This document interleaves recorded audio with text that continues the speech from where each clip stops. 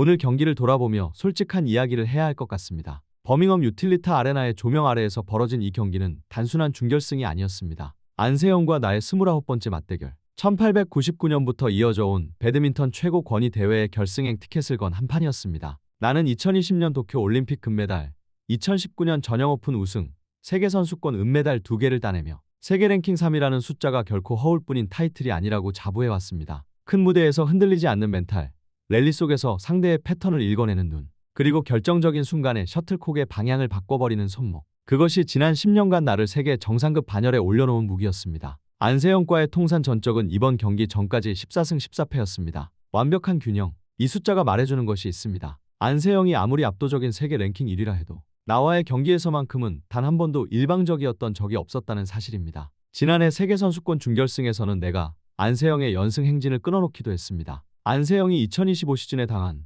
4번의 패배 가운데 2번을 내가 안겼습니다. 35연승이라는 기록이 아무리 압도적이어도 나는 그 흐름을 멈출 수 있는 몇 안 되는 선수라고 믿고 있었습니다. 이번 전형 오픈 준결승을 앞두고 나와 코칭 스태프는 치밀하게 전략을 세웠습니다. 핵심은 2가지였습니다. 첫째, 대각 하프 스매시로 안세영의 수비 범위 바깥을 공략하는 것. 안세영의 수비력은 세계 최고 수준이지만 코트 오른쪽 후방 대각 라인에서 가끔 반응이 늦어지는 순간이 있었습니다. 둘째, 안세영이 예측하는 방향의 반대쪽을 찌르는 역방향 공격이었습니다. 안세영의 최근 경기 영상을 수십 번 돌려보면서 발 디딤의 방향, 라켓 스윙의 각도, 헤어핀 이후의 복귀 동선까지 분석했습니다. 랠리 초반부터 주도권을 잡아 안세영이 리듬을 만들기 전에 경기 흐름을 내 것으로 가져오겠다는 것이 최종 작전이었습니다. 유틸리타 아레나의 코트에 올라서는 순간 나는 충분히 준비되었다는 확신이 있었습니다. 그 전략은 실제로 작동했습니다. 내가 꺼낸 대각 하프 스매시가 안세영의 허를 찔렀습니다. 드롭성 스트로크가 먹히자 곧바로 각도를 올려 강하게 내리꽂았고 안세영의 공격 범실을 유도하며 첫 인터벌을 10대 9로 앞선 채 맞이했습니다. 1게임 후반이 특히 좋았습니다. 역방향 공격과 손목 컨트롤이 완벽하게 맞물리면서 5연속 득점을 뽑아냈습니다. 17대 13, 4점 차리드. 버밍엄 관중석에서 중국 팬들의 환호가 쏟아져 나왔습니다. 안세영이 강력한 푸시로 추격해 올 때도 나는 역방향 스매시로 응수하며 격차를 유지했습니다. 물론 안세영은 안세영이었습니다. 16대 20에서 4연속 득점으로 듀스를 만드는 저력을 보여줬을 때 보통 선수라면 그 추격에 무릎이 꺾였을 것입니다. 하지만 나는 흔들리지 않았습니다. 마지막 순간 안세영의 대각 스트로크가 라인을 아슬아슬하게 넘었습니다. 22대 20. 셔틀콕이 코트 밖에 떨어지는 것을 확인한 순간 나는 주먹을 꽉 쥐었습니다. 1게임은 내 것이었습니다. 솔직히 그 순간 확신했습니다. 오늘은 이길 수 있다고. 아니, 이길 것이라고. 안세영이 이번 대회에서 처음으로 게임을 내줬다는 사실이 나에게는 단순한 전술적 성과 이상의 의미였습니다. 32강부터 8강까지 단 한 게임도 허락하지 않았던 이 선수의 35연승 행진 속에서 균열을 만들어낸 것은 바로 나였습니다. 코트 체인지를 하면서 나는 안세영의 표정을 살폈습니다. 평소와 다름없이 담담한 얼굴이었습니다. 하지만 나는 그것이 오히려 동요의 징후라고 읽었습니다. 지금 생각하면 그것은 나의 착각이었습니다. 이 게임, 나는 같은 전략을 더 날카롭게 벼려서 코트에 섰습니다. 1게임에서 효과를 본 대각 공략을 초반부터 적극적으로 밀어붙일 계획이었습니다. 초반에는 실제로 8대 7로 앞서며 흐름이 나쁘지 않았습니다. 1게임과 같은 리듬으로 밀어붙이면 된다고 생각했습니다. 하지만 바로 그 다음 포인트부터 코트 위의 풍경이 완전히 달라졌습니다. 안세영이 마치 스위치를 켠 것처럼 전혀 다른 선수가 되었습니다. 내가 대각을 노리면 이미 그 자리에 서 있었습니다. 역방향을 겨냥하면 반박자 먼저 움직여 셔틀콕을 되돌려 보냈습니다. 나의 드롭이 네트를 넘는 순간 안세영의 라켓은 이미 셔틀콕 아래에 도달해 있었습니다. 1게임에서는 분명 비어있던 공간들이 2게임에서는 전부 사라져 있었습니다. 내가 어디를 공격하든 안세영이 먼저 그곳에 있었습니다. 8연속 득점, 8대 7이 순식간에 8대 16이 되었습니다. 그 8점이 지나가는 동안 나는 코트 위에서 한 발짝도 제대로 디디지 못한 느낌이었습니다. 안세영의 샷 정확도가 1게임과 완전히 달라져 있었습니다.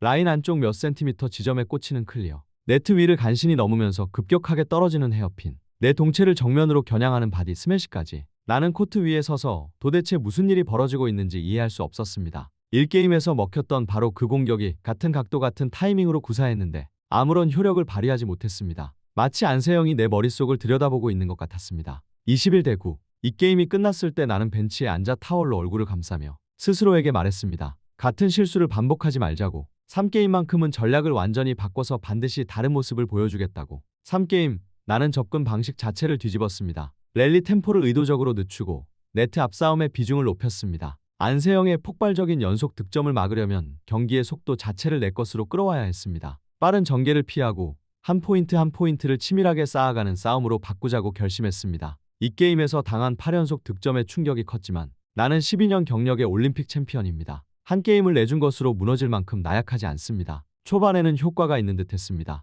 하나하나 점수를 주고받으며 간격을 유지했을 때 다시 한번 해볼 만하다는 희망이 고개를 들었습니다. 하지만 안세영은 또다시 같은 방식으로 나를 무너뜨렸습니다. 내가 템포를 낮추면 더 낮은 위치에서 셔틀콕을 걷어 올려 날카로운 역습을 꽂았고 네트 앞을 장악하려 하면 후위에서 날아온 정확한 클리어 한 방이 나를 코트 끝으로 밀어냈습니다. 이 게임에서는 빠른 전개로 당했으니 느리게 가면 될 줄 알았습니다. 하지만 안세영은 느린 템포에서도 똑같이 나를 압도했습니다. 전략을 완전히 바꿨는데도 결과는 달라지지 않았습니다. 이 게임에서 느꼈던 그 무력감이 3게임에서도 그대로 밀려왔습니다. 그 순간 나는 깨달았습니다. 이것은 전략의 문제가 아니었습니다. 어떤 전략을 쓰든 안세영 앞에서는 같은 결론에 도달했습니다. 안세영은 나와 다른 차원에서 배드민턴을 하고 있었습니다. 경기가 끝나고 네트 앞에서 악수를 나눴습니다. 안세영의 손은 따뜻했고 눈빛은 차분했습니다. 나는 그 짧은 순간에 이 선수가 왜 이 자리에 있는지를 다시 한번 느꼈습니다. 이 자리에서 오늘 경기의 두 국면을 솔직하게 분석하겠습니다. 1게임의 접전과 2게임 이후의 일방적 전개는 같은 경기 안에서 벌어진 일이었지만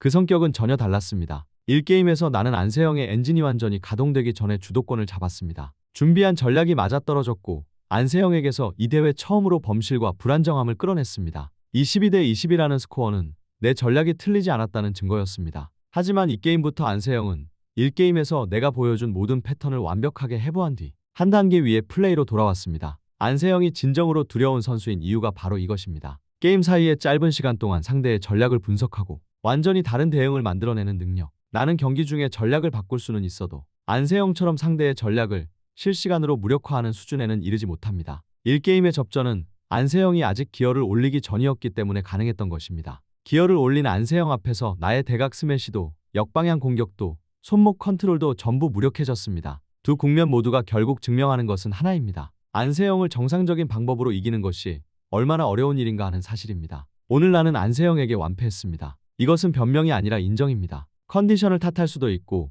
1게임을 따고도 흐름을 이어가지 못한 아쉬움을 곱씹을 수도 있겠지만 그것은 솔직하지 못한 일입니다. 안세영은 나와 다른 차원에서 배드민턴을 하고 있었습니다. 단순히 오늘 하루의 이야기가 아닙니다. 안세영은 여자 배드민턴에서 다른 차원에 있는 선수입니다. 오늘 안세영의 결승 진출은 당연한 결과였고 그 중심에는 안세영이라는 이 시대 최고의 선수가 있었습니다. 나는 오늘 최고에게 졌습니다. 이것은 인정입니다. 통산 전적이 14승 15패가 되었습니다. 처음으로 뒤졌습니다. 안세영과의 28번의 맞대결 동안 한 번도 열세에 놓인 적 없었던 균형이 오늘 깨졌습니다. 하지만 나는 이 사실이 오히려 다음을 위한 동력이 될 것이라고 생각합니다. 1게임에서 보여줬듯이 나는 안세영을 상대로 통하는 무기를 가지고 있는 선수입니다. 문제는 그 무기가 한 게임이 아니라 3게임 내내 통하도록 만드는 것입니다. 버밍엄의 유틸리타 아레나에서 나는 최고에게 졌습니다. 이런 경험은 돈을 주고도 살 수 없는 것입니다. 안세영과 같은 시대의 같은 코트에서 셔틀콕을 주고받을 수 있다는 것 자체가 나에게는 값진 일입니다. 나는 오늘의 경험을 발판 삼아 다음에 안세영과 마주할 때